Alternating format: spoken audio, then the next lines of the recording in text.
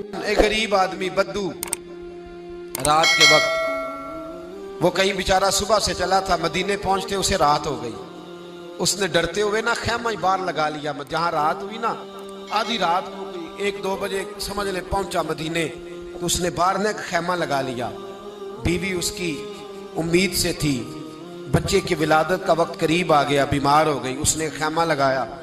बीवी अंदर है, हजरत उमर फारूक गश्त पे थे रात को, साथ एक गुलाम था। हजरत उमर फारूक रज़ी अल्लाह ताला अन्हु कहने लगे वो आग जल रही है थोड़ी सी, पता करो कौन है।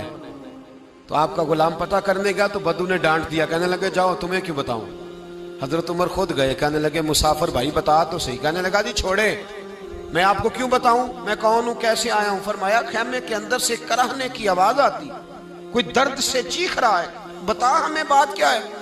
कहने लगा जी मैं फलां बस्ती फलां इलाके का एक गरीब हूँ, अमीरुल मोमिनीन उमर फारूक से मिलने आया हूँ और रात हो गई है तो यहाँ खैमा लगाया है, सुबह मैं उनसे मिल के चला जाऊंगा। तो रात को तकलीफ देना पसंद नहीं किया, तो मेरी बीवी उम्मीद से थी, अब बच्चे की विलादत का वक्त करीब है, पास कोई नहीं। हजरत उमर कहने लगे तू ठहर, मैं अभी आया।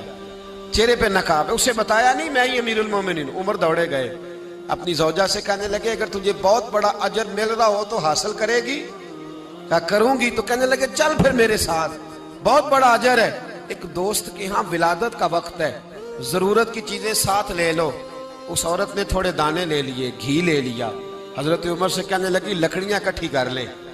अमीरुल मोमिनीन, काउंसलर की बात नहीं बता रहा आपको, मैं आपको MPA की बात नहीं बता रहा, MNA की बात नहीं बता रहा, जो 10 गांव को मिला के चेयरमैन बना उसकी बात नहीं बता रहा, उसकी बात बता रहा हूं जो 22 लाख मुरब्बा मील का हुक्मरान है।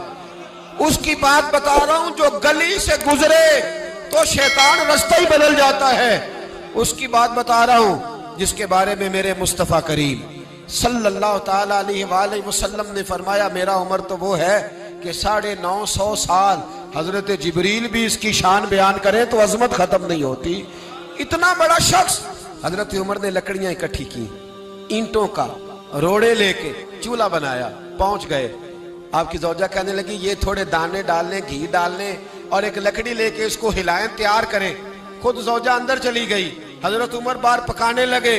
वो बद्दू कहता है मैं इस तरह का उनके साथ बिहेव करने लगा जैसे को किसी चौकीदार के साथ नहीं करता। मैंने समझा ये उमर ने चौकीदार रखे आने जाने वाले मेहमानों का। मैं कभी पानी का प्याला मांगता, कभी कोई बात, उमर दौड़े जाते, कभी पानी लाते। ओ मुसलमानों, ओ मेरे रसूल के गुलाम अजीजो, हजरत उमर फारूक। वो गुलाम कहता है मैं उमर से कहता, मैं कहता गुलाम पानी ला, तो उमर दौड़ के पानी लाते। मैं कहता तुझे घी पकाना भी आता है, पहले भी कभी पकाया है? तो उमर फरमाते कोशिश तो कर रहा हूं। मैं कहता पहले भी कभी तेरी बीवी ने ये काम किया है? तो हजरत उमर कहने लगे मुझे याद नहीं, पूछ के बताऊंगा। कहते हैं क्या रंग था, क्या अंदाज था, क्या मुस्तफा की तरबियत थी, क्या अंदाज हुजूर ने सिखाए गुलामों को। ये किस तरह का अमीर है कि ये हंडिया पका रहा है, फूंके मार रहा है एक गरीब के लिए, देहाती के लिए जिसे जानते भी नहीं।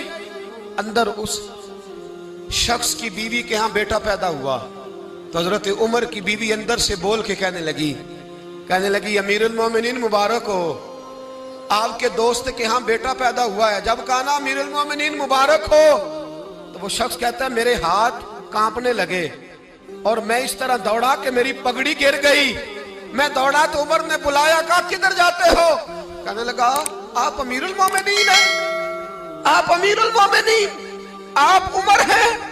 कैसरो किसरा जिसके नाम से कांपे आप वो हैं, जिसे मुस्तफा ने दुआ मांग के अल्लाह से मांगा वो वाले उमर है आप, जिसके लिए अलीउल मुर्तजा फरमाते मैं रोज दुआ करता हूं वो वाले उमर है, जिसके बारे में अबू बकर सिद्दीक ने फरमाया था कि मैं अल्लाह से कहूंगा मौला जो तेरे महबूब की उम्मत के हक में सबसे बेहतर था मैं उसे खलीफा बना के, वो वाले उमर है।